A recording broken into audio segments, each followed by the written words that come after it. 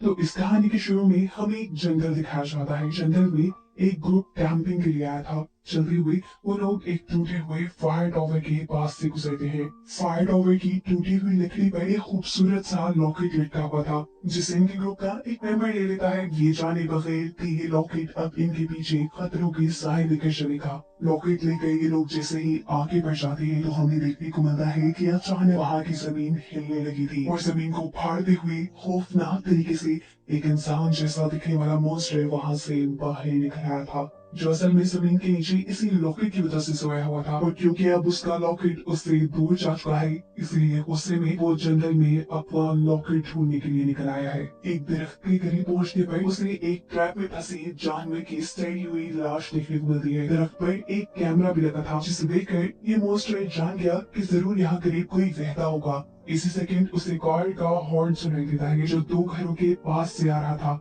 इस जगह पे दो आदमी आपस में बहस कर रहे थे, जिनमें से एक फॉरेस्ट ऑफिसर था और दूसरा यहाँ रहने वाला आदमी। फॉरेस्ट ऑफिसर दूसरे आदमी पर भड़क रहा था कि जंगल में कम ट्रैप लगाया करो, तुम्हारे चक्कर में अगर कोई टूरिस्ट यहाँ फंस गया ना तो मसला बन जाएगा। इसी दौरान वो मॉन्स्टर नुमा इंसान कॉन्टिन्यूसली उनकी तरफ बढ़ता रहा, जिससे अनजान ये लोग बहस करते रहे। जिसके बाद फॉरेस्ट ऑफिसर वहां से चला गया और दूसरा आदमी अपने घर से गन लेते हुए वो भी घर से बाहर निकल आया। उसके जाने के बाद मॉन्स्टर उसके घर में आ गया। घर में एंटर होते ही उसकी नजर एक लॉकेट पर पड़ जाती है। साथ ही उसे मिरर में किसी की परछाई भी दिखाई दी। ये परछाई असल में उसका ओलुयन था। उसे अपने डैड की याद आ रही थी तब जब उन्होंने उसे उसकी मोम का लॉकेट दिया था, ये कहते हुए कि कभी इसे अपने से दूर मत करना। रीजन हम समझ चुके हैं कि ये लॉकेट उस मॉन्स्टर के लिए इतना जरूरी क्यों है और क्यों वो इसी की वजह से सोया हुआ था। अब जब ये लॉकेट उससे दूर हो गया है तो ये बात तो कंफर्म है कि वो उसे ढूंढ कर रहेगा। इससे पहले कि वो यहाँ पर रखा हुआ अपना लॉकेट उठाता, पीछे से घर का ओनर वहां आ जाता है और मॉन्स्टर पर नजर पड़ते ही उसकी तो हालत ही टाइट हो जाती है। और ये इसलिए कि जरूर मॉन्स्टर खौफनाक दिखता होगा। उसकी पूरी झलक तो अभी तक मूवी में दिखाई नहीं गई। खौफ में वो कुछ कर भी नहीं पाया और मॉन्स्टर ने उसके हाथ में पकड़ी हुई गन उससे ले ली। अपने आप को बचाने के लिए वो जंगल में भागता है और मॉन्स्टर उसका पीछा करने लग जाता है, पर नॉर्मल स्पीड में चलते हुए। बदकिस्मती से वो आदमी जंगल में अपने ही लगाए ट्रैप में फंस कर गिर गया। ऐसे मॉन्स्टर को उसे पकड़ने में परेशानी नहीं हुई। अपने लाल खौफनाक हाथों से उसने आदमी का मुंह चीरते हुए उसे जान से ही मार डाला और फिर वापस उसके घर आकर खून से भरे हुए हाथों से जब वो लॉकेट उठाया तो उसे मालूम हुआ कि ये लॉकेट तो उसका है ही नहीं। उसने बेवजह ही एक मासूम आदमी को मार डाला था।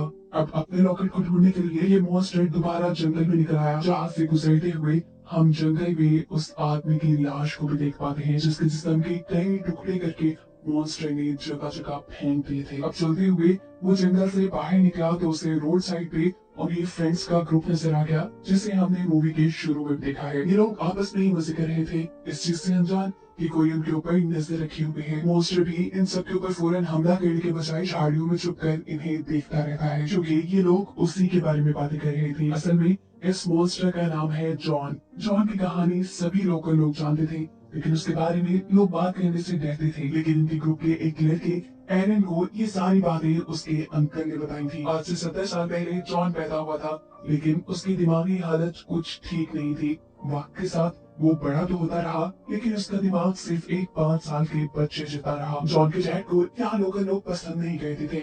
ऐसे में जिसको भी जॉन के डैड के ऊपर गुस्सा था, वो उसका बदला जॉन से लेते, क्योंकि जॉन बदले में कुछ कह या कह नहीं सकता था। जॉन को टॉय कार से खेलने का बहुत शौक था। वो हमेशा उसी से खेलता रहता था और एक दिन जब वो उससे खेल रहा था तो गलती से वहां गुजरते हुए आदमी का पाँव उसके ऊपर आने पे वो आदमी गिर जाता है और उसका पाँव टूट जाता है। पाँव टूटने की वजह से कई महीनों तक वो आदमी कोई काम न कर पाया और इसका सारा कसूरवार ठहराया गया जॉन को। इसलिए सब लोगों ने मासूम जॉन से मिलकर बदला लेने का सोचा। एक प्लान बनाते हुए इन सब लोगों ने जॉन से कहा कि हमें फायर टॉवर के ऊपर एक कार टॉय से भरा हुआ बैग मिला है, अगर तुम्हें वो चाहिए तो रात को फायर टॉवर के ऊपर आ जाना।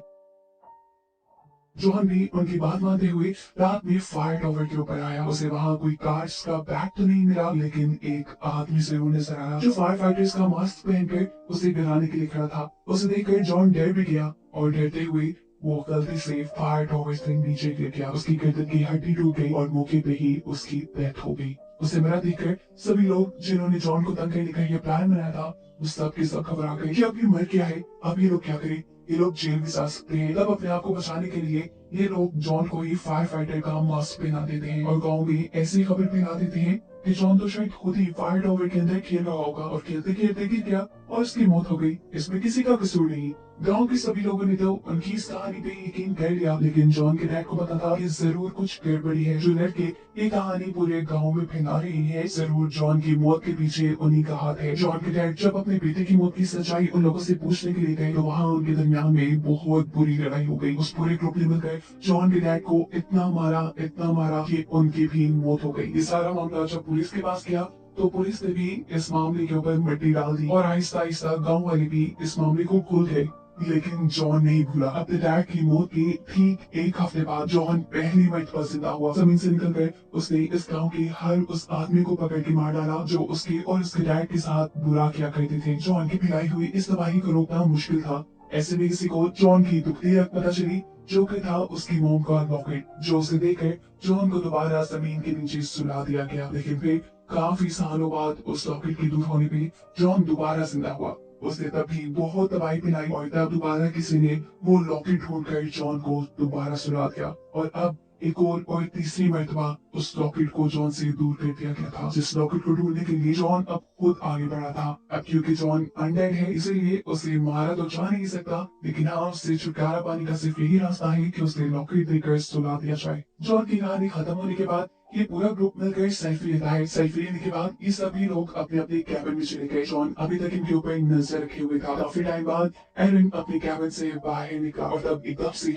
जॉन ने उसके ऊपर हमला कर दिया। एक लकड़ी उठाते हुए जॉन ने उसके मुंह में फंसाई और इतनी जोर से खींची कि एरन का ऊपर वाला आधा सर उसकी बॉडी से ही अलग हो गया। एक हाथ में एरन का सर पकड़ते हुए और दूसरे हाथ की उंगली में एरन की बॉडी फंसाते हुए जॉन वहां से आगे बढ़ गया और चलते हुए पहुंच गया रेंजर स्टेशन तक। यहाँ रेंजर स्टेशन पे उसने बॉडी को नीचे गिरा दिया। एरन की साइड से उसने यहाँ एक कैबिन तोड़ा और वहां से कुछ चीजें उठाई, जिन चीजों में था fire fighter mask, fire fighter का यूनिफॉर्म और एक कुल्हाड़ी, जिसे पहनकर वो वहां से निकल गया। दोबारा जब वो जंगल में आया तो अब सुबह हो चुकी थी। जंगल में आकर वो देखता है कि एरन की ग्रुप की दो लड़कियां नदी के पास थी, जिनमें से एक नदी में नहाने के लिए जंप कर देती है, जबकि दूसरी लड़की यहाँ से योगा करने के लिए चली जाती है। जॉन ने यहाँ पानी के अंदर जंप किया और पानी में नहाने वाली लड़की को पानी के अंदर खींच कर ही मार डाला, जिसके बाद वो नदी के दूसरे किनारे से निकलकर दूसरी लड़की के पास पहुंचा जो इस टाइम योगा कर रही थी। जॉन के हाथ में एक हुक था, जिस हुक को वो इस लड़की की कमर में फंसाकर उसकी रीढ़ की हड्डी बाहर खींच देता है। जाहिर सी बात है वो लड़की मर चुकी थी।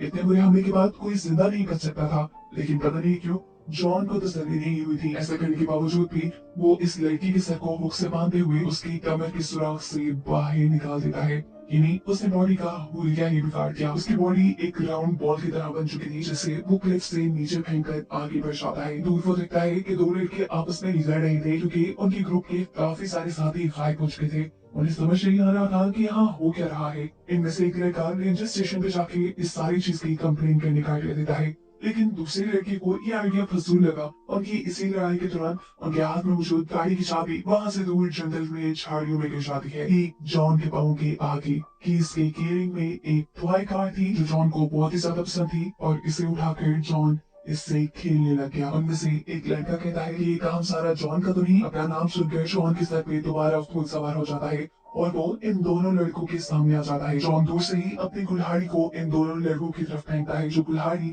एक लड़की के टांग में लग जाती है। ये लोग जॉन को देख चुके थे। जल्दी से दूसरा लड़का अपने साथी को बचाने के लिए कुल्हाड़ी उसकी टांग से निकलता है और उसे बचाने के लिए आगे बढ़ जाता है, लेकिन जॉन अब उनके बहुत करीब आ चुका था। उसने अपनी जान छुड़वाने के लिए वो लड़का अपनी गन से जॉन के ऊपर हमला कर देता है, जिससे जॉन फिलहाल के लिए तो नीचे गिर गया पर मरा नहीं, क्योंकि वो अनडेड है। होश में आते ही उसने अपने पास पड़ी हुई कुल्हाड़ी दोबारा उठाई और इन दोनों लड़कों की तरफ फेंकी। जो कुल्हाड़ी एक लड़के के सर पे लगने की वजह से उसकी वही मौत हो गई और दूसरे लड़के के ऊपर एक बहुत बड़े पत्थर से हमला करके उसके फेस को क्रश करके जॉन ने उसे भी मार डाला।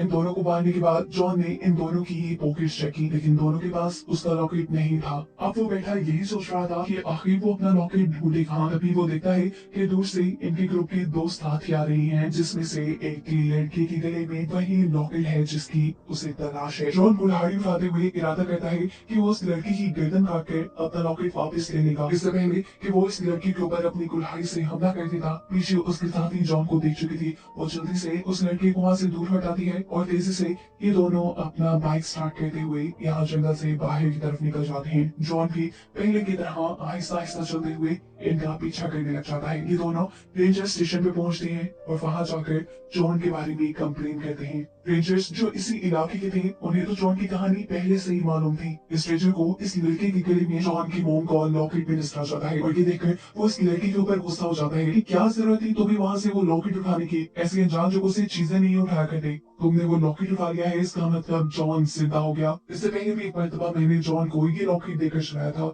और उससे पहले मेरे डैड ने, और अब लगता है कि दोबारा मुझे ये काम करना पड़ेगा। यहाँ एक लड़की आगे देती है, हम जॉन को उसके लॉकेट वापस कर देते हैं, जिस पर रेंजर टॉन्ट करते हुए से कहता है तुम्हारा दोस्त है ना वो, जो लॉकेट लेकर तुम्हें छोड़ देगा। चलते चलते रात भी हो चुकी थी और जॉन भी इस रेंजर स्टेशन तक पहुंच चुका था। जैसे ही रेंजर की नजर जॉन के ऊपर पड़ती है, वो उसे शूट करके फिलहाल के लिए वहां से गिरा देता है। इसके बाद इनका प्लान था कि वो उसे काबू करके वापस उसकी ग्रेव तक ले जाएंगे, लेकिन इनका ये प्लान ही रह जाता है क्योंकि अगले ही सेकंड जॉन होश में आकर इन लोगों को ही ओवर पावर कर चुका था। वो इन्हीं के ऊपर हमला कर चुका था। रेंजर की जेब से बंदूक निकालते हुए वो यहाँ रेंजर के ऊपर ही हमला कर देता है। अपनी जान बचाने के लिए यहाँ मौजूद वो लड़का और लड़की यहाँ से भाग जाते हैं, लेकिन इस टाइम उनके पीछे जॉन नहीं भागता। उससे पहले रेंजर से अपना हिसाब किताब पूरा करना था। वो अपने हुक को रेंजर की स्पाइन में डालते हुए सबसे पहले उसकी स्पाइन बाहर निकाल देता है और फिर उसे उठा के ले जाता है उसके रूम में। एक मशीन के जरिए उसने पहले रेंजर का हाथ काटा, जिस हाथ से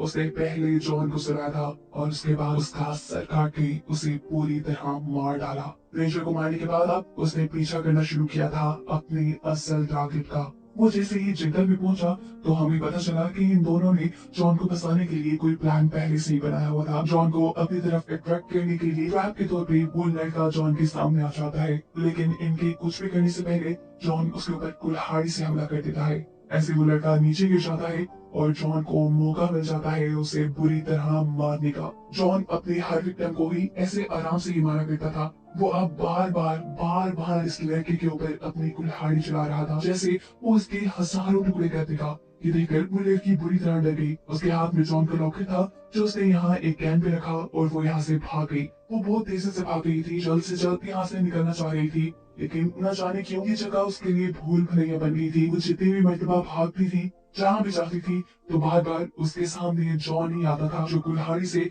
उसके दोस्त को मारता जा रहा था। बहुत सोचने के बाद, बहुत हिम्मत करने के बाद इस लड़की ने अपने माइंड के ऊपर काबू पाया और एक नया रास्ता ढूंढते हुए वो वहाँ पे भाग गई और फाइनली ऐसे वो एक सड़क तक पे पहुंच गई। इस लड़के की किस्मत अच्छी थी कि जल्द ही यहाँ से एक लड़की गुजरती है जो उसे लिफ्ट देती है। इस लड़की को घबरा देखकर वो उससे पूछती है क्या हुआ, जिस पर वो जवाब देती है कुछ नहीं, बस एक बहुत ही खौफनाक जानवर देख लिया मैंने। तभी ड्राइवर लड़की से कहती है हाँ मैं समझ सकती हूँ, जंगल में लोग ऐसे खौफजदा हो जाते हैं। एक मरतबा मेरे भी भाई ने एक बहुत ही खौफनाक भालू देख लिया था, जिस भालू ने उसके ऊपर हमला भी किया, लेकिन किस्मत से उसकी जान बच गई। उसके बाद उसे ऐसा लग रहा था कि उसके भाई का भी जॉन से ही सामना हुआ होगा।